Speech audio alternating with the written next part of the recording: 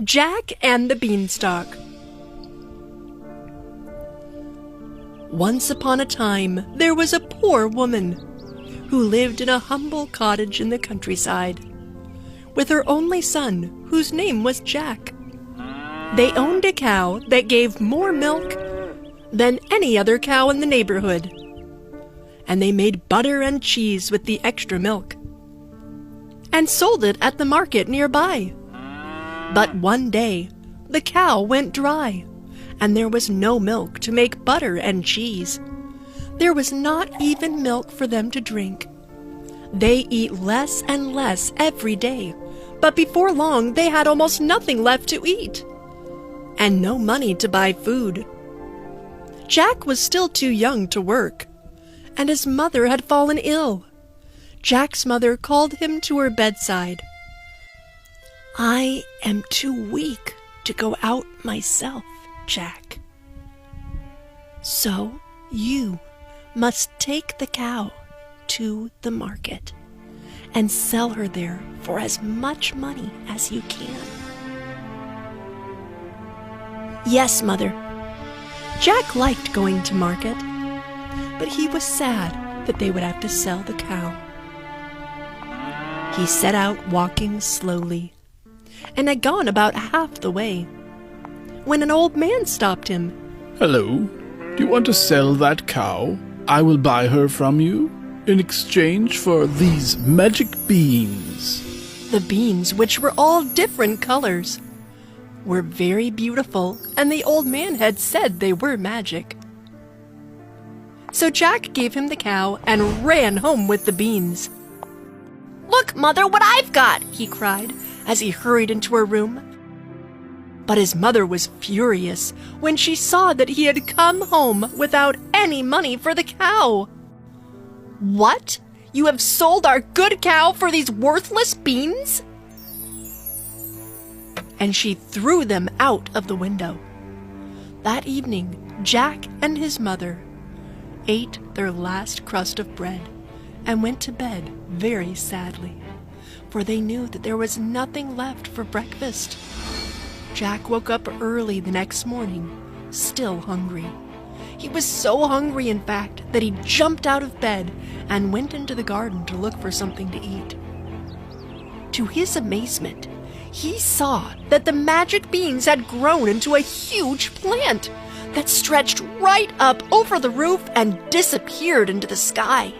The stems of the plant were so thickly twisted that he could climb up them. As if they were the rungs of a ladder, he began to pull himself up higher and higher, and higher and higher still. At last he reached the top of the beanstalk. In front of him was the white road, which led to a great castle far in the distance. There was no one to be seen, so he started to walk along the road. Maybe someone at the castle would give him something to eat. In any case, it would certainly be an adventure. He was hot and tired and hungrier than ever by the time he reached the castle. Its great gate was shut, but Jack knocked on it loudly. After a while, it was opened by a huge, ugly old woman who had only one eye in the middle of her forehead. "Oh," she cried, "I need a boy just like you to clean out for me every day. Come in, quickly, come in, and hide, or my husband will see you and eat you up." Frightened, Jack hurried inside at once and told the giantess that he would become her servant in exchange for something to eat. She gave him a piece of bread and a glass of buttermilk.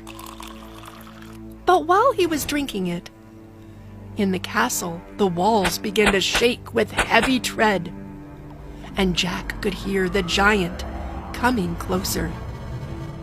"Quick, quick, hide behind the cupboard," whispered the giantess, and Jack slipped out of sight as a giant stepped into the room shouting, "Ha ba ba ba ba ba ba ba, fee fi la fa fa. I smell the blood of an Englishman. Be he alive or be he dead, He alive or be he dead, I'll grind his bones to make my bread. Fee, fi, fa. Nonsense, it's only a nice young elephant that I cooked for your breakfast. Sit down and eat it while it's hot.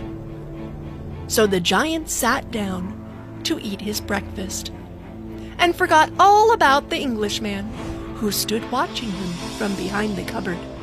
When he had finished, he called out, Wife, bring me my magic hen. I want to see some new golden eggs. Jack could hardly believe his eyes when he saw what happened next. The giantess brought in the little brown hen and put it on the table in front of her husband. You lay. The giant commanded, and bloop, bloop, bloop, she immediately laid 1, 2, and 3 golden eggs. The giant put the eggs into his pockets. Then he settled back in his chair and soon was snoring so loudly that the castle walls shook with the noise.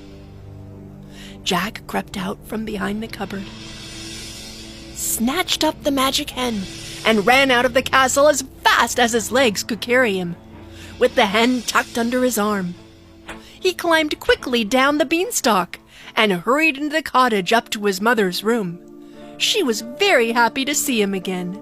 She cried with joy, and then she cried some more, because now they would have as many golden eggs as they wanted, and never would be poor again. But Jack soon began to long for another adventure. So one morning he set out again up the beanstalk. Higher, higher, higher until he reached the top. This time he has dyed his hair black, and the giantess did not recognize him. Oh, you're just the boy to help me clean out the kitchen. Run and chase the mice away. Hurry inside. Or my husband sees you, he will surely eat you up. Jack just had time to dive behind the woodpile as the giant came down from his torrent, shouting, Fee, fi, fa, ha, ha, ha. I smell the blood of an Englishman. Be he alive or be he dead, I'll grind his bones to make my bread. You stupid old giant. It's only a fat sow which I grilled for you on this pit. Sit down and eat it up quickly before it gets cold. The giant was very pleased, for after Englishman, grilled pork was his favorite dish. By the end of the meal, he felt so cheerful that he called out to his wife, Woman, bring me my magic harp.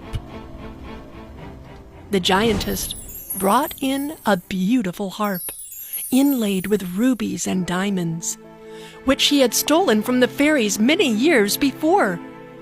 Play, harp, play, he said, and the harp played a soft tune about green mountains and the sea. No, play something more merrier than that. Soon the harp played a happy tune, which children use to dance. Now, play me a lullaby now. The harp played a sweet lullaby, and soon the giant was fast asleep. Then Jack crept out from behind the woodpile and picked up the harp, intending to run away with it. But as he seized it, it began to shrink. Master, master! And its strings jangled together and filled the castle with noise. The giant woke up to see Jack running out the door with the harp. He got up with a roar and lumbered after him, along the road that led to the beanstalk. The earth shook with its heavy tread, and Jack could tell that he was getting closer all the time. He was very frightened, but he clutched the harp closer and ran as fast as he could. At last he reached the beanstalk and began climbing down it as fast as he could. With the harp under his arm, he could hear the giant's shouts and feel the beanstalk swaying and shaking under his feet. Jack's mother was out in the yard, and he shouted to her halfway down the beanstalk. Quick, Mother! Bring me an axe! She ran to the woodshed and came back with the biggest axe she could find. Jack leaped to the ground, thrust the harp into her arm, and began hacking away at the beanstalk with all his might. Mother! Mother, stand clear! The beanstalk began to crack and sway from side to side as the giant climbed nearer. Then Jack slashed through the last stem and sprang aside just in time as the beanstalk came crashing down, bringing with it the giant, who hit the ground with such a thud that he was killed at once. Jack had had enough adventures to last him for the rest of his life. He and his mother lived happily ever after. The end. If you enjoyed this story, please like and subscribe our channel and press the bell icon to get future updates. And don't forget to comment.